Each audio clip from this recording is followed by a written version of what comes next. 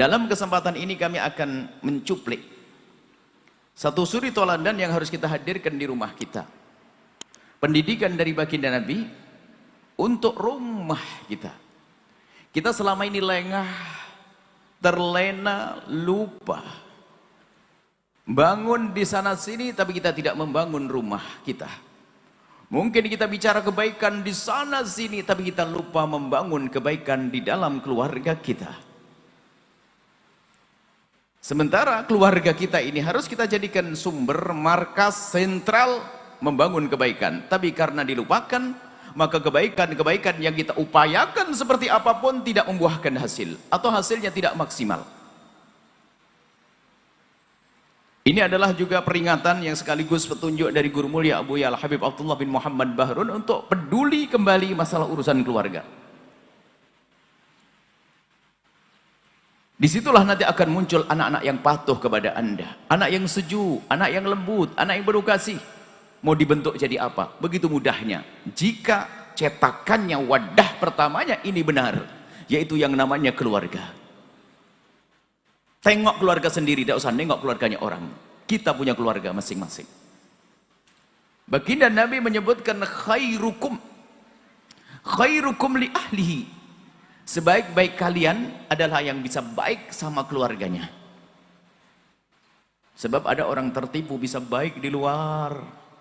Nebar senyum, kalau lagi arisan senyumnya ke sana kemari, kalau pulang ke rumah keluar taring pada suaminya. Seorang suami barangkali seorang direktur perusahaan atau masalah orang pebisnis sukses. Kalau menarik perhatian kepada lawan bisnis begitu indahnya, ceria mukanya, senyumnya lebar, tapi sampai di rumah jadi monster, Pak Haji monster. Rumahnya tidak indah. Dia tidak akan menjadi yang terbaik. Khairukum li ahlihi. Yang paling baik di antara kalian yang bisa baik kepada keluarganya. Umat Nabi laki perempuan, kalau seorang suami yang paling baik dengan istri dan anak-anaknya. Jika seorang istri yang bisa baik dengan suami dan anak-anaknya. Wa ana khairukum li ahli. Dan aku adalah orang yang paling baik dengan keluargaku. Baginda Nabi sebagai contoh. Maka ada beberapa hal. Tentu banyak yang harus kita hadirkan, yang harus kita ketahui. Tapi untuk dalam waktu singkat ini kami hadirkan 3 hal. Yang harus ada dalam rumah Anda, dan ini adalah mencontoh baginda Nabi sallallahu alaihi wasallam. Yang pertama adalah biasakan budaya di dalam keluarga untuk syukur. Pandai-pandailah melihat sesuatu yang harus kita syukuri, kelebihan, kebaikan dari pasangan. Kebaikan dari anak. Membiasakan untuk melihat sisi positif. Lalu kita bersyukur kepada Allah. Jangan sibuk kita memandang kekurangan pasangan kita. Hadirkan, pastikan ini. Kalau bicara tentang kekurangan, semua punya kekurangan. Anda, saya, kami, kita semuanya punya kekurangan. Kalau ada orang ingin menikah dengan wanita, jika ada seorang laki-laki ingin menikah dengan seorang wanita yang tidak punya kekurangan sampai mati, jomblo. Jika seorang wanita ingin menikah dengan seorang laki-laki yang tidak punya kekurangan sampai mati, akan jomblo sendiri, tidak akan mendapatkan. Akan tapi tentu mereka ada kekurangan. Akan tapi berangkat dari kita menikah, Anda menikah, semuanya menikah, memilih. Tentu jika ada kekurangan, tugas kita untuk menyempurnakannya dengan tentunya bimbingan, suri toladan, nasihat dan seterusnya. Tapi harus kita memulai dari melihat kelebihan mereka. Syukur. Kapan budaya ini tidak dimunculkan, budaya memperhatikan kelebihan pasangan, di saat ini tidak dihadirkan, maka muncul lawannya, menjadi mudah tampak kekurangan pasangan, dan itu awal kehancuran dalam kehidupan berumah tangga. hilang keindahan, hilang kemesraan, hilang kebahagiaan. Mari kita memperhatikan keluarga kita. Suami memperhatikan istri, melihat kelebihan-kelebihan istri. Barangkali ada yang berkata, istriku tidak punya kelebihan. Cantik tidak, mungkin. Apalagi akhlaknya tidak baik. Dan seterusnya. Mungkin ada orang mengatakan semacam itu. Yang harus disyukuri adalah dia adalah halal untukmu, dan di saat engkau berjuang membimbing mereka, ada pahala untukmu, lahan pahala. Masih ada peluang untuk kita bisa mensyukuri. Intinya harus kita membiasakan tidak melihat kekurangan pasangan. Bahkan sering kami sampaikan, hei suami, jika engkau melihat kekurangan pada pasanganmu, jangan kau sebut sampai engkau mati. Sebab di saat engkau menyebut kekurangannya, itu akan menggugahnya untuk mencari kekuranganmu, hingga terjadilah esok hari saling caci dan maki. Kemudian setelah itu akan dilihat oleh sang anak. Sang ibu mengatakan ayahnya kucing, ayahnya berkata ibunya adalah kambing. Rupanya anak baru sadar kalau dia punya bapak kucing, ibunya kambing. Ini kejadian bisa di rumah tangga yang tidak bisa saling menyanjung, yang ada hanya saling caci maki. Jadi terima kasih ini penting sekali.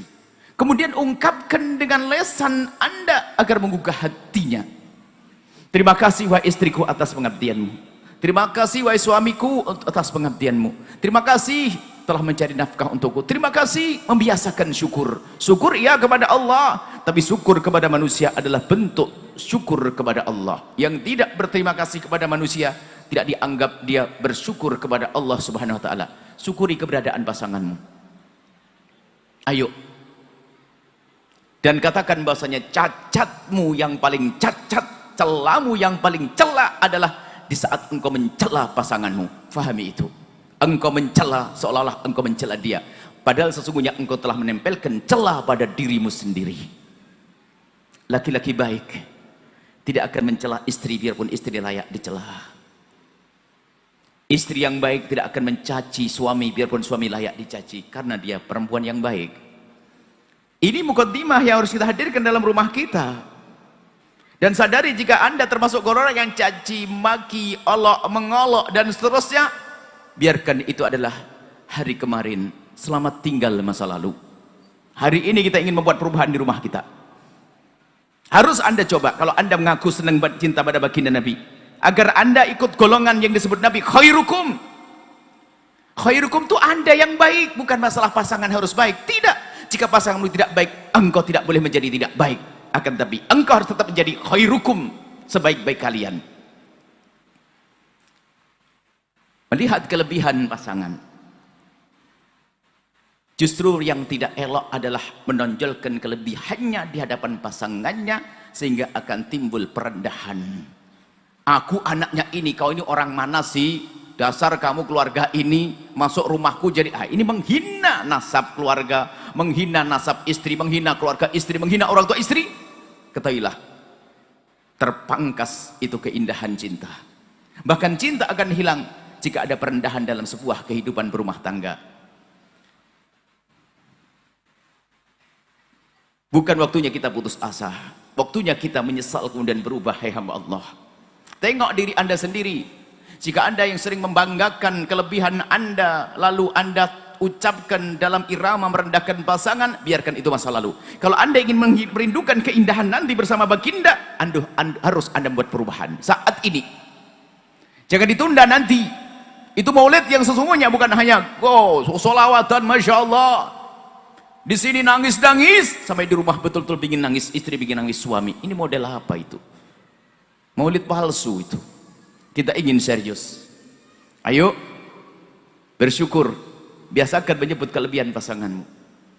Sejelek-jeleknya pasti ada kelebihan yang bisa kita banggakan. Cuman karena kebodohan kita, kadang kita tidak bisa menemukannya. Ya karena memang kita bodoh, sehingga kita tidak menemukan kelebihan pasangan. Maka yang tidak bisa menemukan kelebihan atau kebaikan pasangannya, tentu dia menjadi yang paling bodoh saat itu. Harus tegas ini rambu-rambunya. Sebab ini tidak boleh ditawar. Aku ingin merubah tahun depan. Tidak. Hari ini, besok kita pulang akan buat perubahan di rumah kita. Kenapa? Akibat buruk sudah dirasakan di sana sini. Anak sudah tidak betah di rumah. Anak tidak mendengar orang tua. Anak membangkang, nggak bisa dinasehati. Anak berani pada orang tua. Sumbernya karena apa? Di rumah tidak kita jadikan rumah yang indah.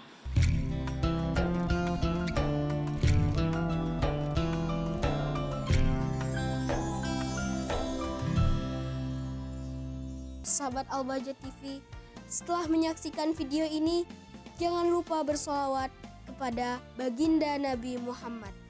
Shollu ala Nabi Muhammad. Allahumma sholli alaihi wa ala alihi wa sahbihi.